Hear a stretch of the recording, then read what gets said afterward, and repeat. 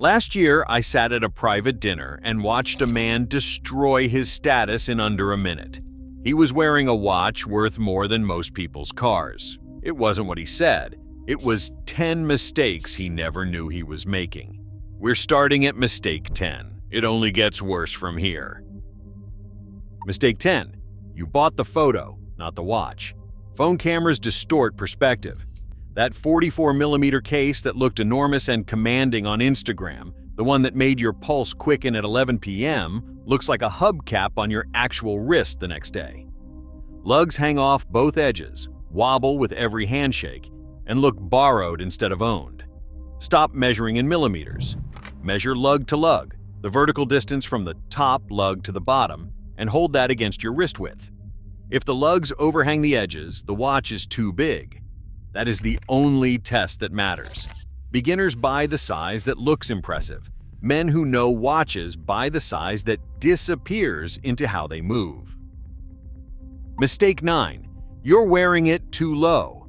Wearing a watch past the ulna bone halfway down your forearm is the #1 cause of accidental crown damage, dial scratches, and that look of a man wearing something that does not belong to him.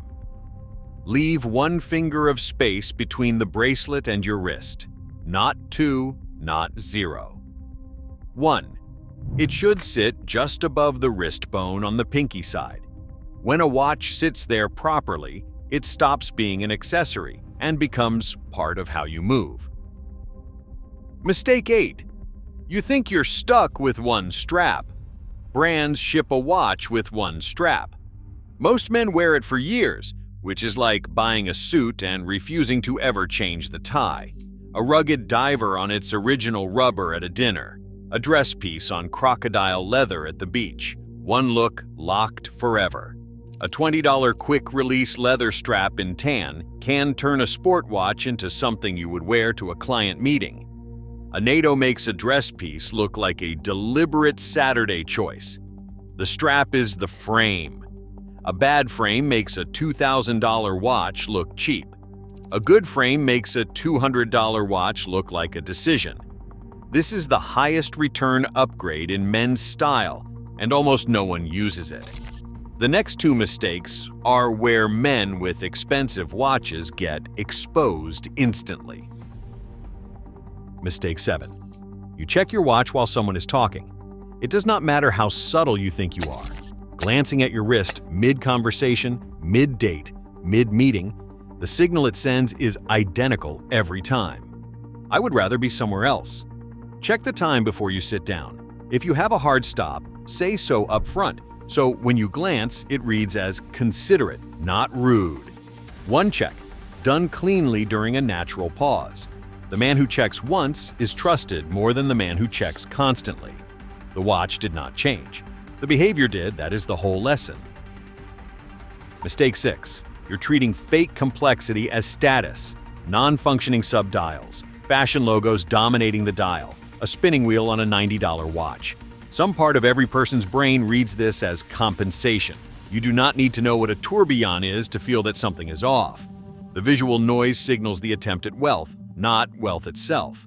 The dials that read most expensive have the most restraint. 3 hands, clean indices, room to breathe. Filling a dial is easy. Emptying it takes confidence. A clean Casio worn honestly destroys a cluttered fashion piece every single time.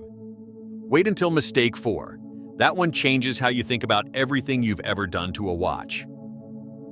Mistake 5. You match your medals like a costume department. The old rule said match everything. Silver watch, silver buckle, silver cufflinks. The result is a man who looks like he planned his outfit in a spreadsheet.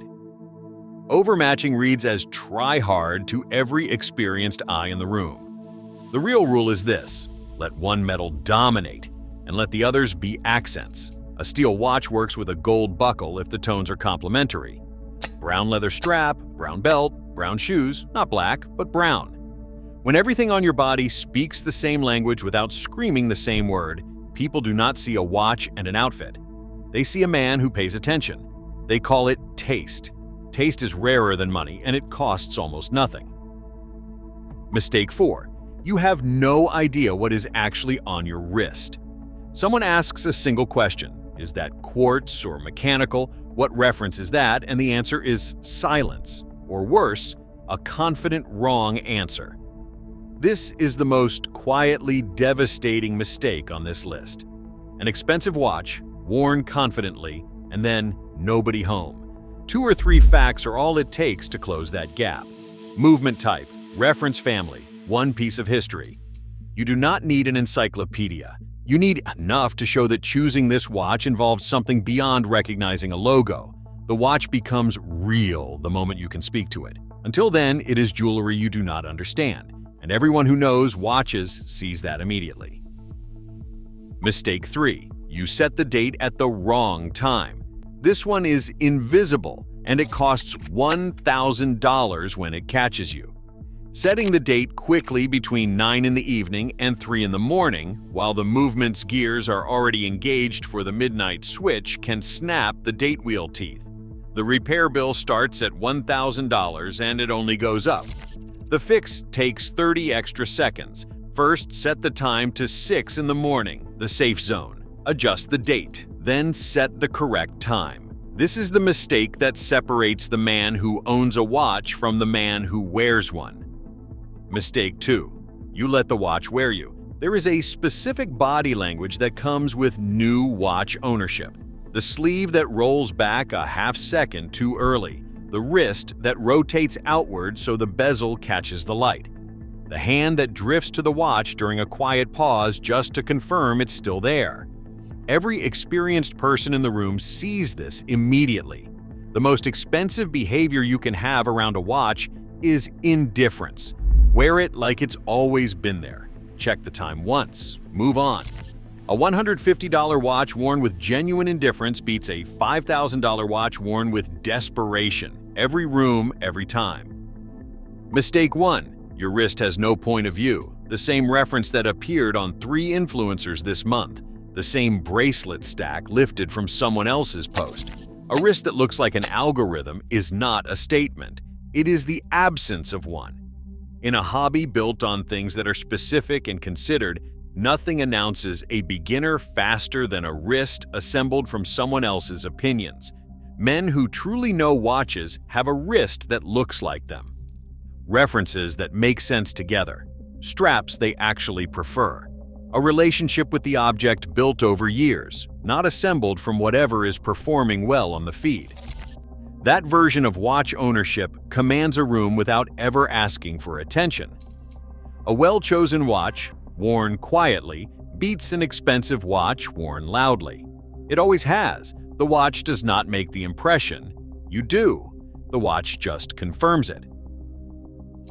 10 mistakes. If this changed how you look at your wrist, subscribe. Which one are you guilty of right now? Drop it in the comments. I read every single one.